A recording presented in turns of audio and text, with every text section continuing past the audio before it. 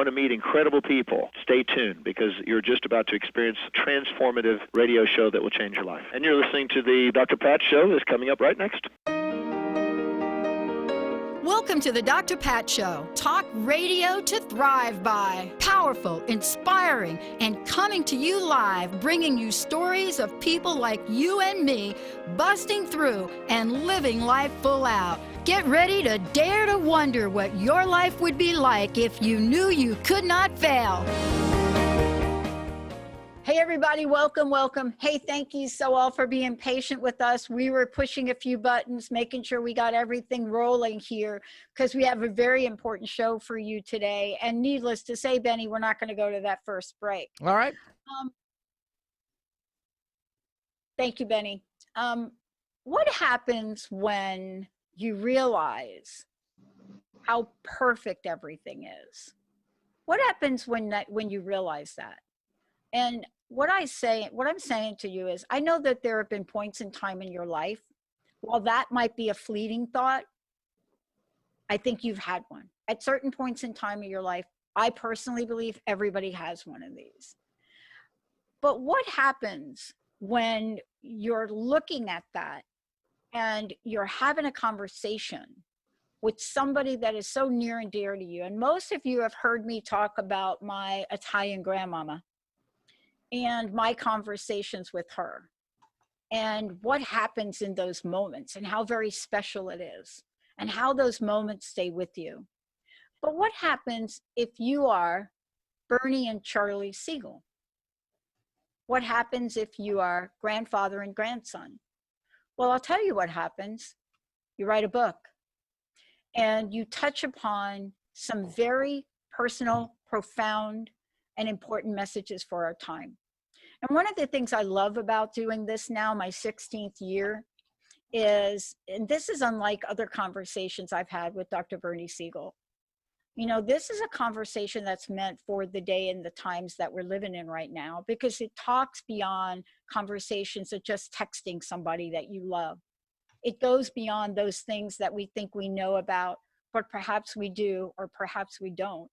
Maybe we forget. But today, it's about connecting a message that is so powerful and also so fun. So I'm really thrilled to have Charlie and Bernie Siegel here today. Welcome to the show, both of you. It's great to have you both here. Thank you, dear. Thanks for having us. Yeah, no kidding. I mean, I have recently been talking about my relationship with my grandparents, and you know, I didn't quite get to take the journey of where I am, you know, in this physical world with them, but they're always with me. You know, you both are coming to the forefront because what you've done is you're sharing this conversation of love that goes across multiple generations and what it means to go beyond the obstacles and the challenges of life. But we still get them. And I want to start out with you, Charlie, about this, because I was just thinking, what was it like for you to have your grandfather be Dr. Bernie Siegel? And I had that very lovingly thought, but it comes with a path of your development that only you can share personally. What was it like? I think it's pretty awesome. It's great to be able to share in this together and to write a book together. You know, his work is amazing and has touched so many, and to have him support my work and see what he sees and what I do means a lot to get to share in this. I talk a lot about the kind of the messages in my work and stuff come a lot of times from my mom's teaching and from my mom's side, and then seeing my Grandpa Bernie be reaching so many with such a healing message. That's, you know, I have it on both sides that way, and to get to sharing this together is awesome. I love it. Bernie, you know, one of the things I had to laugh about, and I'm still laughing about it, is the book opens up with a quote, an anonymous quote, and it says, when you realize how perfect everything is, you will tilt your head back and laugh at the sky. And I can't help doing that, right? I mean, I knew I was getting ready for this interview, but I couldn't help think about that and think about what that meant to me, but also laugh about it. You know, it's an interesting quote. What makes you laugh about that when you think about the realization of how perfect everything is? Well, life, it's an experience. It's a gift to all of us. And, what we do with it is a whole other story. Because I think, like you talked about your grandmother, my grandmother saved my life. It's a long story about how sick my mother was and wasn't supposed to have children. And by the time they dragged me out of her because she couldn't survive a cesarean section, she said, they handed me a purple melon, not a child. So we put you in, blankets, and then in a carriage, covered the carriage, and put you behind the house so nobody'd get upset. And as a physician, I didn't learn this till I was an adult, because I always say there are no pictures in the album to verify it. You know what I mean? They're just pictures of a covered carriage. And I said to my mother, and how the hell did I survive as an infant? Nobody's touching me. Oh, my mother took you, poured oil all over you, and pushed everything back where it belonged 4 and 5 times a day. So I realized I must have felt like the most loved kid on the planet, because I'm getting massaged. And that, over 50 years later, when a woman massaged my shaved head, I became that infant again, opened my eyes, and the room was filled with people. The quote, why you all here? Oh, we thought you had a heart attack or a stroke. We couldn't communicate with you. I said, yeah, I became an infant. I couldn't communicate, but it was a bliss for me. And so I'd say again, why they're called grandparents is they know how to take care of the kids. And she saved my life, and I'm sure was an enormous part of who I was and what I was, and feeling loved, and being comfortable with myself, and who I was. It wasn't that I had to be somebody or do something. I was loved, and that's what created my life. And my parents also joined in later, and pictures began to show up in the album like 3 or 4 months later from a distance. I found all these things, and once I understood myself and who I was, it was a hell of a lot easier to live. But I think we're here. Here is something on my desk that I see every day from Leo Roston. I cannot believe that the purpose of life is to be happy.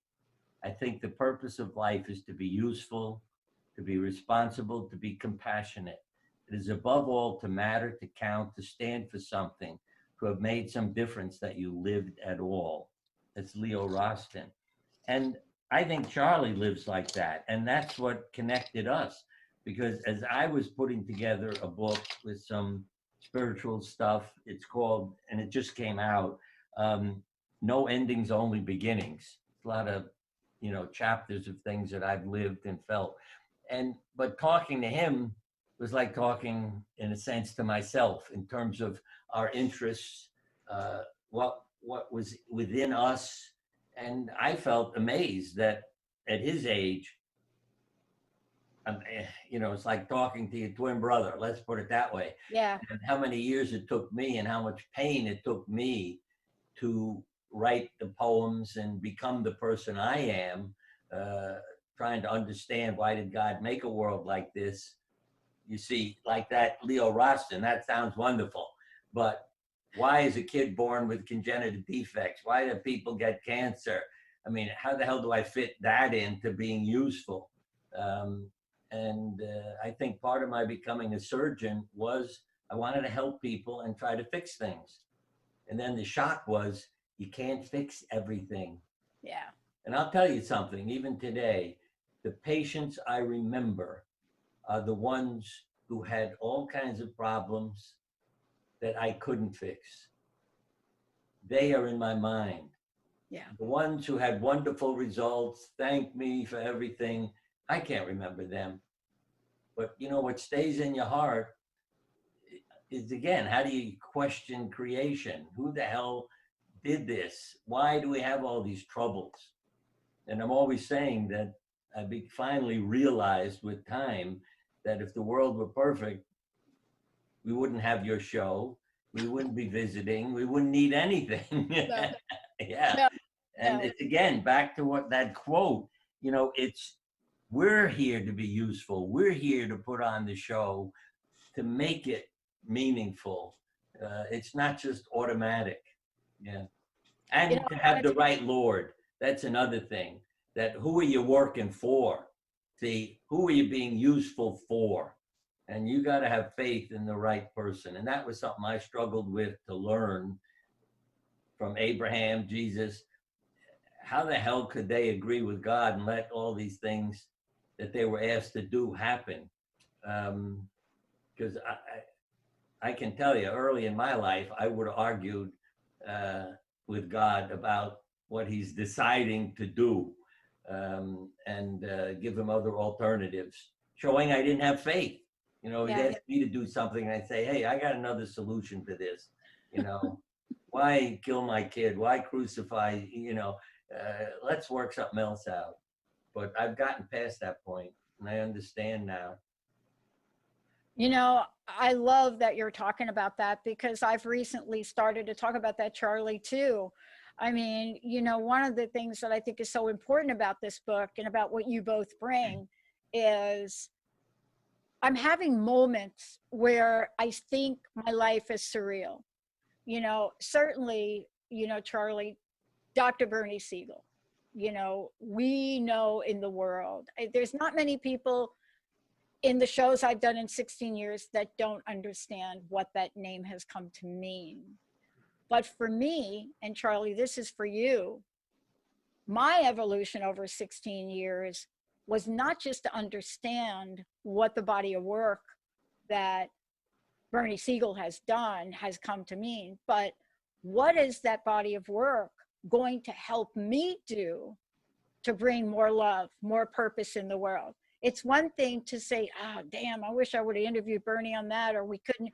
No, but what is it that has changed me inside? Because Bernie, I'm like you. I went most of my life thinking, why did my mom kill herself? What was that about? Why did I cry for 4 years? And I had, like you, my mom was an alcoholic and an addict, and I was popped into this world with that. But Italian family, Zambuca, you just throw it on their gums and it quiets everybody down. Grandma taught me how to make the perfect meatball. So Charlie, no kidding, secret recipe. It's all in the cheese. I'm telling you, it's all in the cheese you pick. But for you, Charlie, what have been the profound insights, especially writing this book together? I mean, clearly when people read this book, they're going to get what we're talking about today.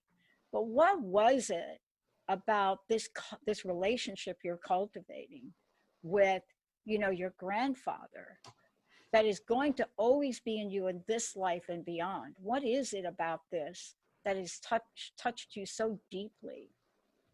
And I'm not saying you're done yet with your life and maturing and growing up and developing. You're like not done, but you're probably like 5-10 different souls. But what is it though? Because you're a happy guy. Yeah, it's pretty remarkable that. So we wrote the poetry that's in the book separately, like as our own body of work in our own situations. A lot of his poetry was from journals he was writing through like the 80s and 90s. A lot of my poetry goes back to like 2013 or so. I started writing up to present is for what's in the book, with the intention that I wanted to get to share different spiritual lessons I've got to learn along the way, that I feel like I've been blessed with. Some of the stuff is things like different inspirations from experiences in life, but a lot of my stuff is like metaphoric kind of things and giving people a different perspective.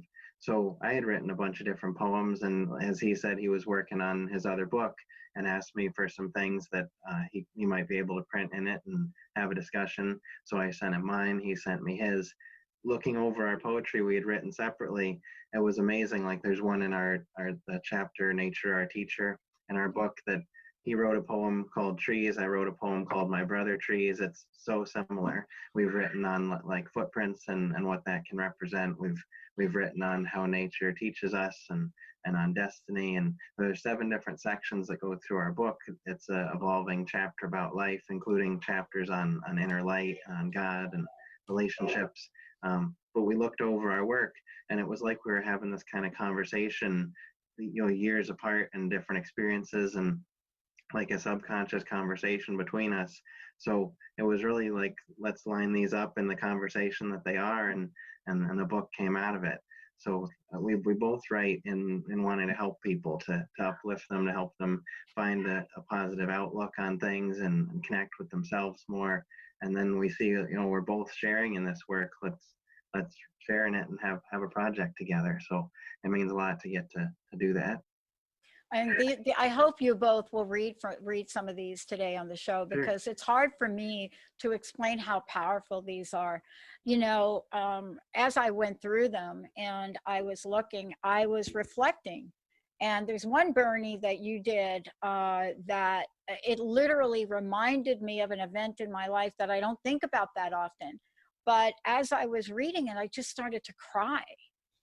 And I thought about literally how God took the wheel one day in an incident in my life where I did something quite careless in pulling off on the highway in the coast of California. And I left my best friend Linda, who booked this show, in the car, and just had to stop, had to see it, got out of the car, didn't put the car in park on a cliff with no barrier. And I mean, when I read this, I literally started to cry, because you have moments in life where you realize that you are not at the driver's wheel.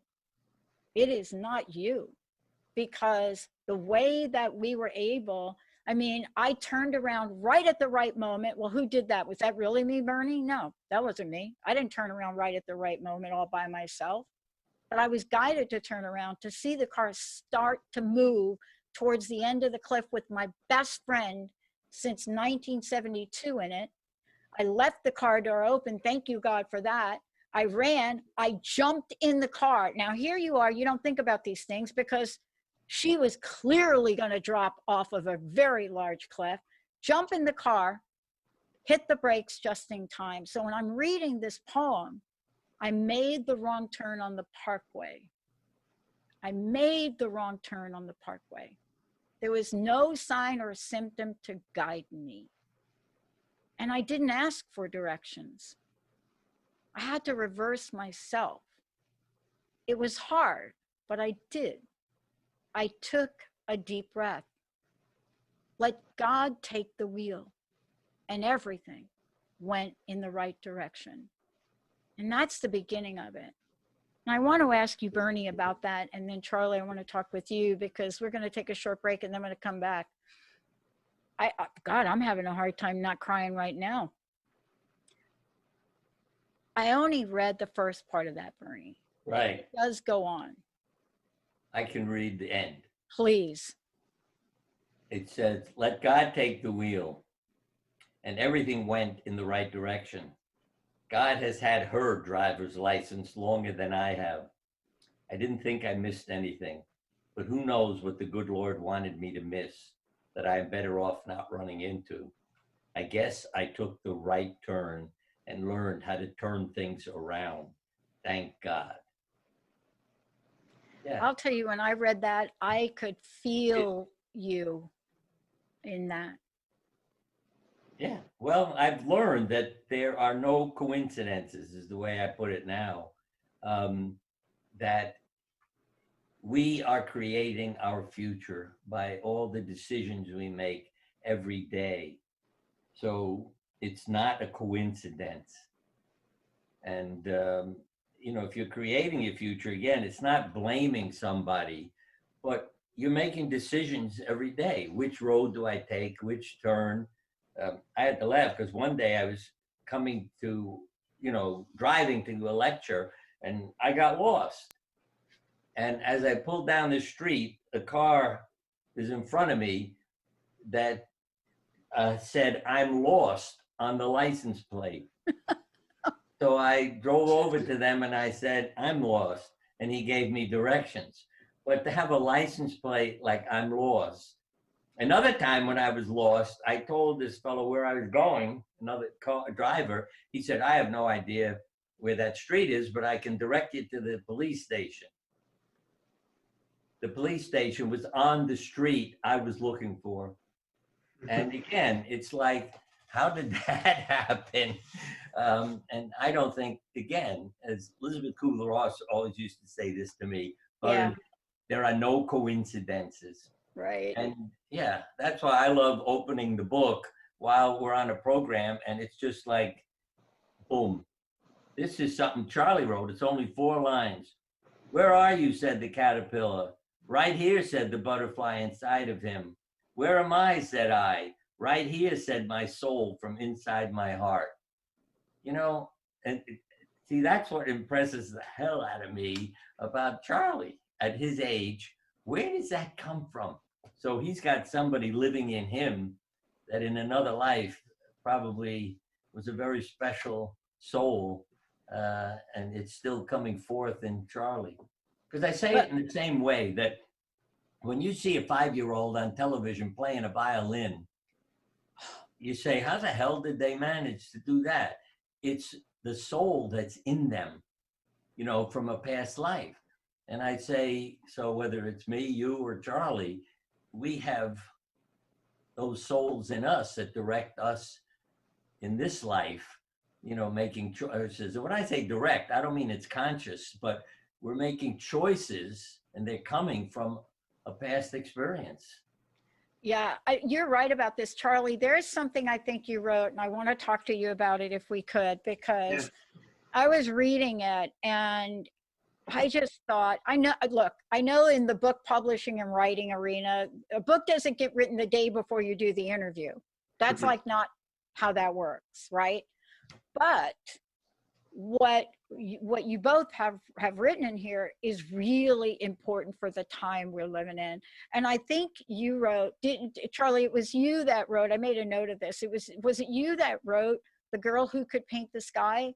Yep. You wrote that, right? Okay, so I'm reading this. Again, I'm having a crying moment. Sorry. But I grew up in New York. And I know what it's like to live in the projects. But my escape from the cockroaches, right, was because I didn't want to sleep. And as I bounced from relative to relative, I had to go to Aunt Mary, nicknamed Mrs. Meany. I apologize for that, by the way, later on in life. But I called her Mrs. Meany for a good reason. But I couldn't sleep in her house in the bedroom because of the cockroaches. So I would sleep on the fire escape. And I'm reading this, and again, I had this moment of a message for our time. Now, you said you write metaphorically. That might be true. But you write to me in a way that transcends the physical, the spiritual, and my field totally transcends the psychological perspective. Because if we don't have faith and works together to help change this world, then we are going to stay in our bubble and be gone. But that message, can you talk to that? Because I'm thinking, who wrote this? Who is this genius? I mean, what century did that come from? Tell us about that, and perhaps you might read it for us if you don't mind. I don't want to put you both on a spot. No, glad to read some from it. I'm just going to turn to it now. Okay. Yeah, so when I wrote that, it's so some of my work is like, so I talk about some of the messages in my work is that I grew up spending a lot of time in my mom's store and class center, Wisdom of the Ages in Connecticut. She started that when I was 3 and I was homeschooled. So I did a lot of my schoolwork in the back of the store, hearing her teach meditation, teach spiritual classes, help people with what they're going through. And that I now help run the store alongside her. So it's become like everyday life kind of thing to think about that spirituality and focus on how to help people and help ourselves. And my writing and my photography that illustrates our book, and I have a business with that, has become like my own facet of the same kind of spiritual practice. But like following your heart and doing what you feel right about doing in life, it can be a more difficult path sometimes to make things work and to have it all come together. Like I worked as a waiter for a few years to like pay the car bill while I'm working on my photography business, and like I have some close people that support my work and this, like the starting process of it back when I was starting it. But then there's a lot of those people that say like, you can't make money as an author and a photographer, or like, don't do that, go do this. So I wrote The Girl Who Could Paint the Sky, which it's a short story, and printed in our book here is an excerpt from it, probably about 3/4 of it. And it talks about that idea that when you have something in your heart that says like, this is what I'm meant to do, and it's something that's going to help people and make a positive difference, and you have people that say not to. It's like, what do you do with that, and how do you work through it? How do you listen to that? And this story came out of it. The imagery of it also was, I got to photograph in Iceland twice, studying photography and doing it in the field, and some of my work illustrates this is our book here, illustrates it. And there was one night of this incredible sunset, and we had an arching rainbow that connected down onto the ground on both ends with the sunset on the other side, and some of that imagery was inspired in the story also. Yeah, I can read that. It's in our Destiny chapter in our book. Wow. She was the girl who could paint the sky. Her heart told her so. But the other townsfolk, they said she could not. They said that they could not, so neither could she. But her heart told her to try. But try as she did, their words kept the sky a soft pale gray. With their words in the way, her work could not be done. So she went atop the mountain to hear what the sky would say. With her back to the wind and her voice to the clouds, she found that her spirit had the strength to soar high while walking upon the ground. So she let their words blow off like the clouds in a tempest storm. She let them be turned to love, to return to the people with the colors of the evening light. Their doubts and hers too transitioned to hope at the touch of her fingertips. I want to just let everybody know, we're going to take a short break and then we're going to come back. Can you tell folks, first of all, how they can find out about each of you, Charlie, and then how they can get a copy of the book? Give people the information they need to have for this. And when we come back, we're going to be talking about the imagery that's included in the book and the power of bringing messages together, multi-generational messages together, to present a powerful, much needed message of love. How do people find out about this in the book, Charlie? So our book is When You Realize How Perfect Everything Is, and it's available on Amazon and Barnes & Noble and pretty much anywhere you could get a book. But it's also available through my mom's store. You can get it right from me and get autographed copies that way. It's wisdomoftheages.biz, B-I-Z. And then my grandfather has BernieSiegelMD.com, and that both of those two websites are linked, and you can read a lot of articles he's written and stuff too.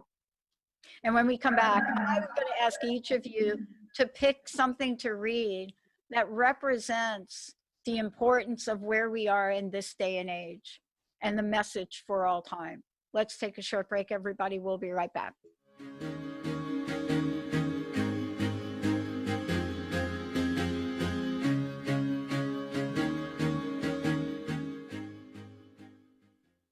Are you tired of being bloated and nauseous? Hi, I'm Mary Jane Mack. Did you know eating unhealthy foods eventually leads to an unhealthy digestive system? Did you know eating the most healthy, nutritious food doesn't necessarily result in a healthy body? The stomach must be healthy in order to properly digest, metabolize, and utilize even the best of nutrition.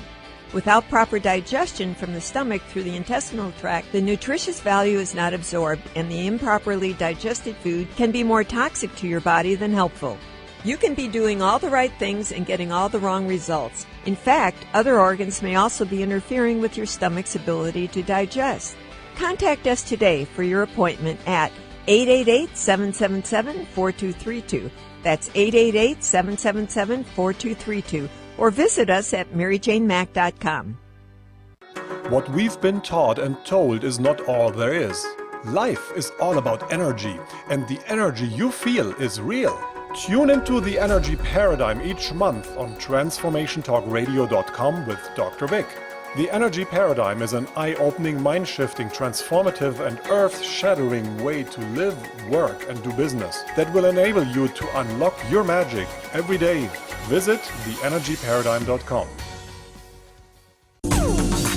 It's time to shake out your money-making truth on Soul Wisdom Abundance with Jennifer Bloom, creating wealth from spiritual health on TransformationTalkRadio.com. This hit show is more than your roadmap to success. It's your compass to abundance through joy and ease. Jennifer Bloom teaches you about the soul's relationship to money and wealth and how improving that relationship serves both you and the world. Learn more at jenniferbloom.com. Hi, this is Kimberly Carlson, and I would love for you to tune in to All In Healing Radio, where together we will begin to experience health, happiness, and harmony in all areas and aspects of life. Join us every first Tuesday of the month at 11 a.m. on TransformationTalkRadio.com. All In Healing will help you release layers of negative beliefs and energies for radiant health, deep joy, and greater abundance. Visit me at KimberlyCarlson.com. Step into your highest potential and tune into embodying your higher self. Tools for Conscious Living with Michelle Chempaka. You can listen on TransformationTalkRadio.com or subscribe on your favorite podcast platform. Michelle is an energy healer, intuitive, and shamanic practitioner dedicated to helping you heal and transform your life. For more information about sessions, coaching, and upcoming workshops and retreats, visit spiritweaverjourneys.com.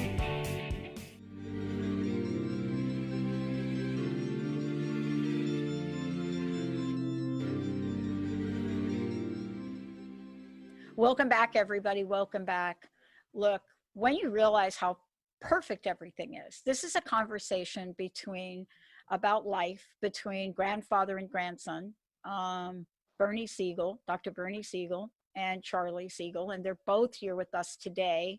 And I'm thrilled and I'm also honored to have them both here to actually share with you from the book, because the book, you know, as it's described by a lot of people, it's a book. It includes poetry, messages, but they're powerful. They're much more than that. You know, they represent the connection, the love, the challenges that have been overcome between grandson and grandfather. They really address what each of us probably doesn't know how to express in ourselves in the day and age we live in. And that's coupled by the beauty of photography. Thank you both again. Charlie, would you mind mentioning again, because sometimes we just zip by and I forget to ask. I want people to know how they can get their copy and also to know more about you both. Yeah, so I'll hold it up again. When you realize how perfect everything is, it's available now on Amazon and Barnes & Noble and pretty much anywhere books are sold. Or you can check out the website for my mom's store, wisdomoftheages.biz, B-I-Z.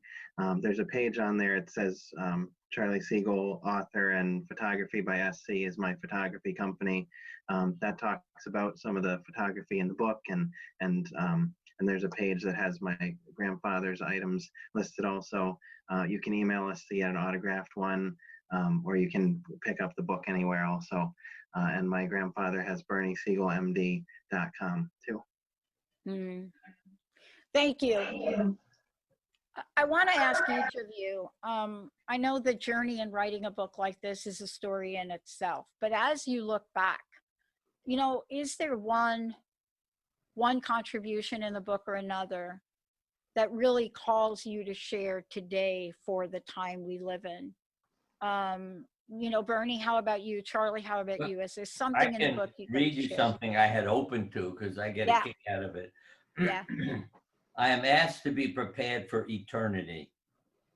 How do I prepare? Where will I spend it? Find questions for philosophers. I don't have that problem. Eternity troubles me not at all. I am having trouble with today. If I can master today, eternity will take care of itself. eternity, from what I know of it, can't be as much trouble as today. When eternity comes, I'll take it one day at a time. And again, I can't tell you where that came from, but it's the real answer, you know, one day at a time. You know, when you start predicting your future, you're making a mess out of your life. And as I say, that's what I learned to do, not picture it, because then I'm creating it.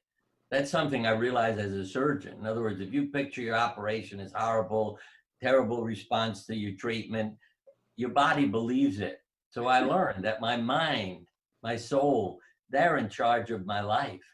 And that what I believe, my body believes, because that's what it's told all the time. And that there are no coincidences and no accidents. And that what we call miracles or spontaneous remissions are self-induced. You know, your body gets a message of love and it responds. And literally, diseases disappeared. That's why I began to run support groups to teach people what those who didn't die when they were supposed to were doing.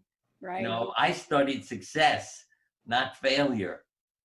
And I learned how important the words of your mother, your doctor, you know, if they were saying things to you and you believed them, they could save your life or destroy it.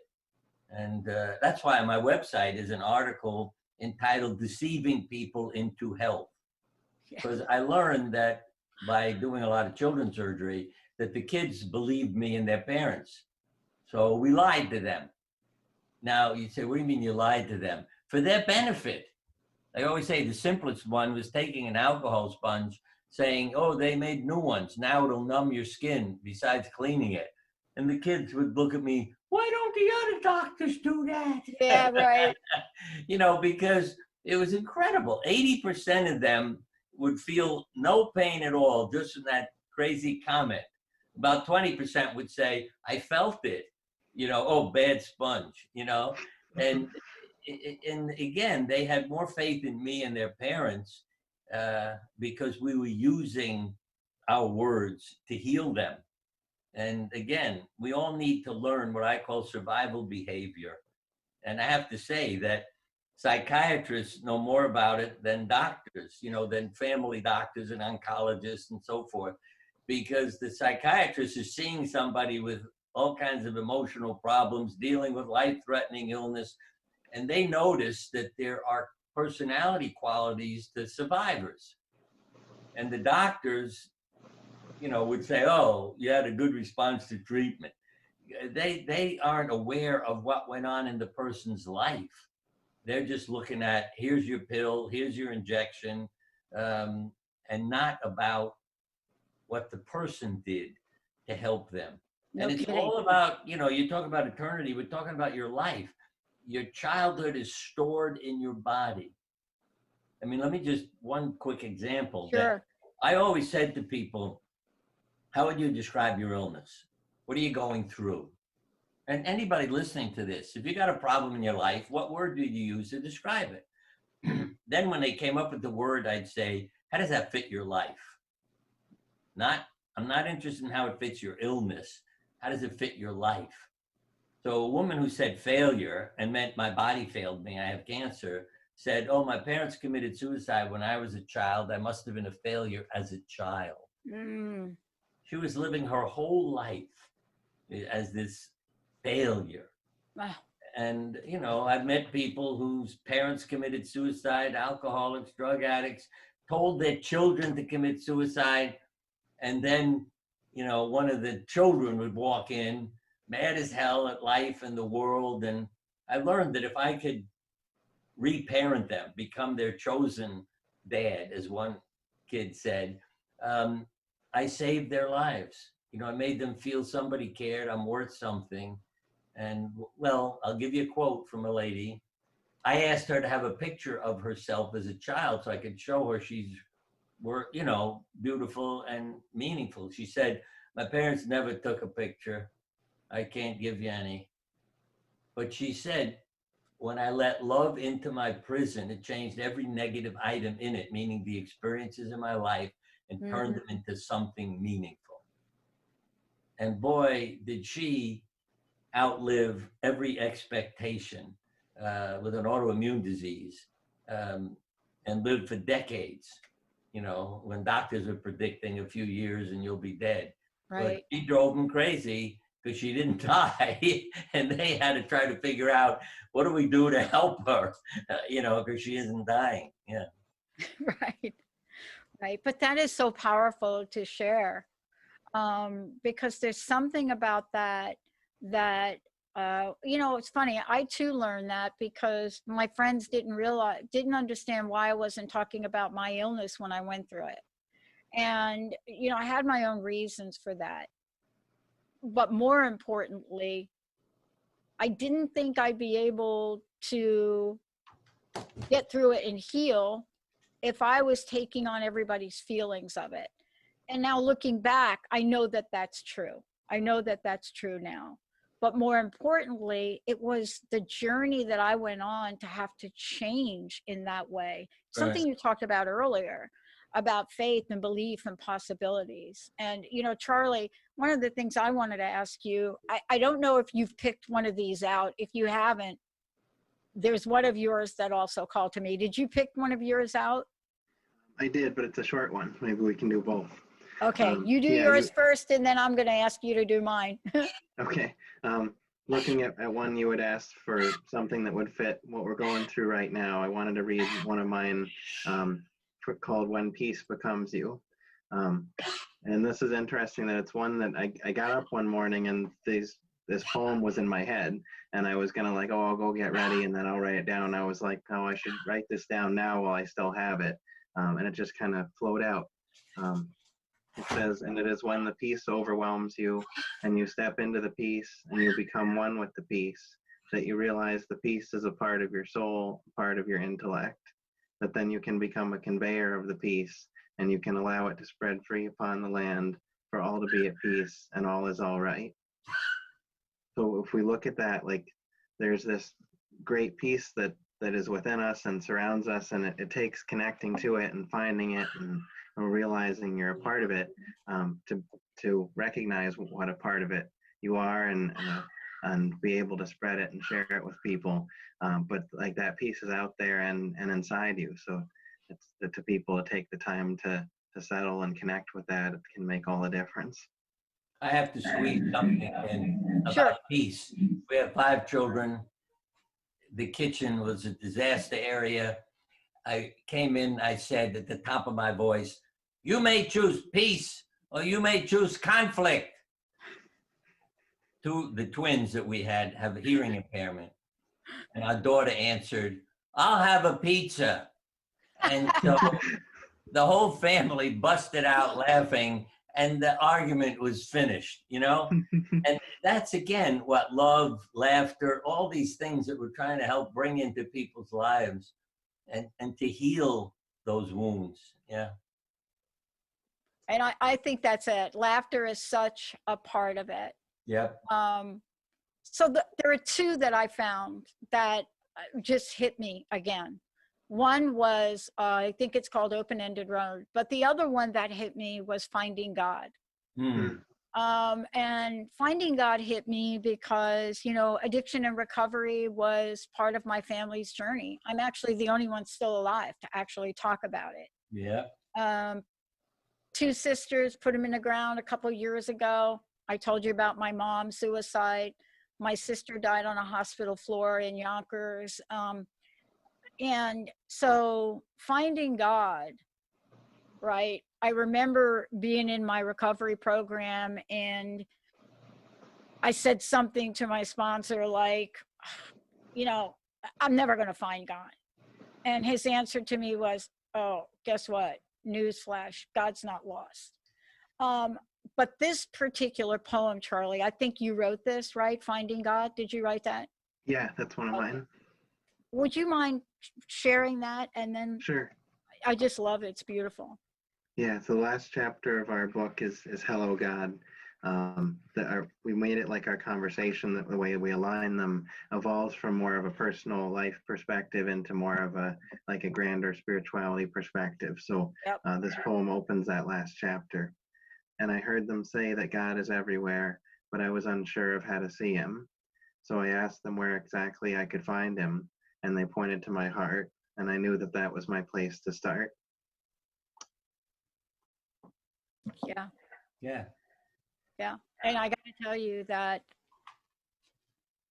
I'm not sure how that comes to each person. Mm. I know how it was a process to come to me. And I don't know that the definition that we have, like in the Webster, of surrender, I just don't think that definition describes what that really means. I want to ask you, Charlie, thank you for that. It's beautiful. And certainly everything in this particular part of the book is profound. I mean, including, Bernie, what you wrote, From a Distance. But Bernie, I want to ask you about this, because I have a sense that your evolution in like they say, knowing God is quite similar to mine. But this was a very important part of the book. What did it mean for you, Bernie? God, you mean? Yeah. Well, it started way back when I questioned God. It's hard for me to have faith in a God that makes a world that has all these troubles. Yeah. And I realized, as I said, when God said to me, Bernie, a perfect world is not creation, it's a magic trick that you're here to live and learn. So God talks to me a lot. And the message, God is always talking in parables, drives me crazy. One day I said, I can't understand what's going on. Bernie said, he said, Bernie, you're a satellite dish, a remote control, and a television screen. I said, excuse me, what are you talking about? He said, that's what you are. That's your life. I said, what? He said, look, satellite dish has many options. So do you.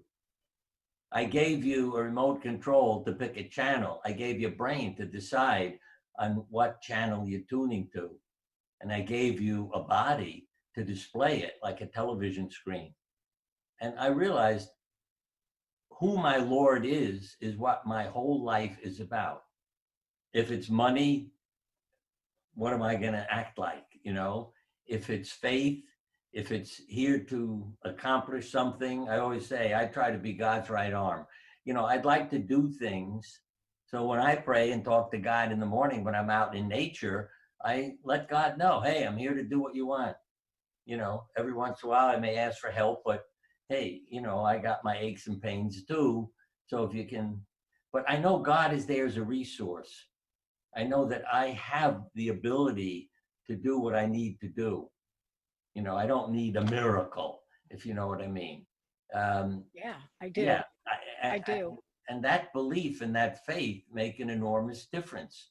I mean, this is sort of an aside, but when they've run tests taking Lourdes holy water and label it Brooklyn, New York, and label Brooklyn, New York, Lourdes holy water, more people respond to the label, you see. So it's our attitude, our mind, our faith have so much to do with our whole life and literally the chemistry in our body. I was criticized so much 34 years ago when we wrote these poems. Everybody was talking about the controversial Dr. Siegel. I mean, the good part and exciting part was I was on every famous talk show, so people could yell at me, and criticize me. But I'll tell you, I was impressed with Phil Donahue. Let me get just one moment on that. We came with three women with cancer, and I expected I'll go up on the stage. He said, no, Bernie, you sit in the audience. I'm putting the women up there. Oh, I love it. Right, Exactly. exactly. Because he knew they were my teachers, see, dealing with life and pain and not cursing God and saying, why did you do this to me? Why did you?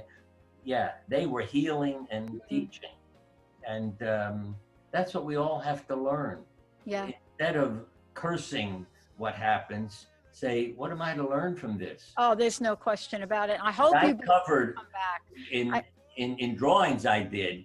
Charlie takes photographs, I do paintings, portraits. Yes. But in drawings I did, I used white on a white piece of paper.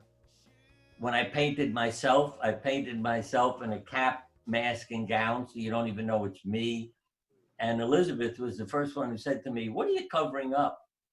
And I said, "Why are you asking?" And then she said all these things I did. When if you got a white piece of paper, what do you need a white crayon for? You know.